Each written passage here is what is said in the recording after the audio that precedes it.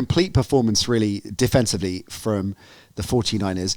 But offensively, with the focus on the run, again, is this something that they can keep on rolling in the Super Bowl? They're going to have to change the record. That's going to be the interesting thing. And they don't necessarily have to change the record because when you think about it, their passing game depends on play action anyway.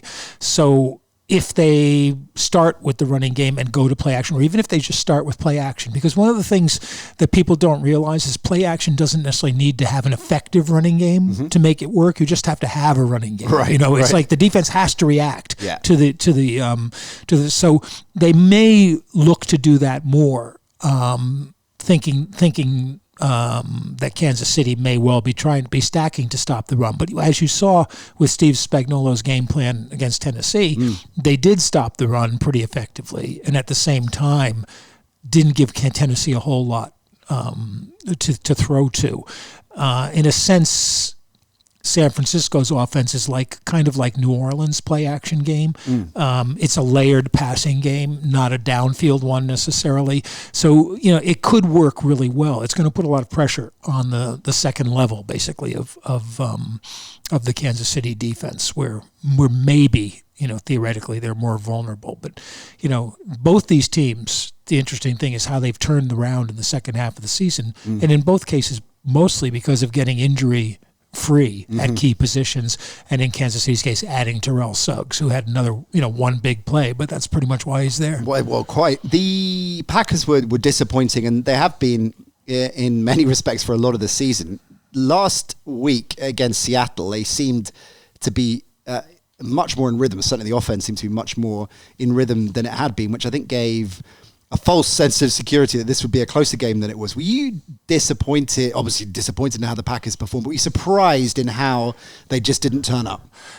Oh, yeah. I mean, how they didn't turn up, for sure. I thought they would score in the first, they always do. I mean, the whole season, they've been a good first quarter team. Last week, they were a good first half team, and then they would hang on. And I put part of that down to sort of like running with a scripted set of plays and not being so good in the breakdown because Rodgers doesn't have a second receiver to throw to, basically. And the guys try hard, but they can't get themselves open all the time. He needs time for guys like Kumaro and Lazard. They're all big receivers who can't jump off the line and get open quickly.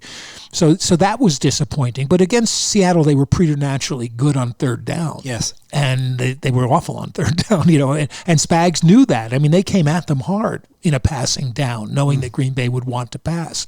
And you couldn't cut Davante Adams out of the game, but they cut him out of the first half. And that was the key part, And I'm looking here right in front of me. The last 2 minutes of the first half to me were the game. They're up 20-0, right? And Gould kicks the field goal, just under 2 minutes to play.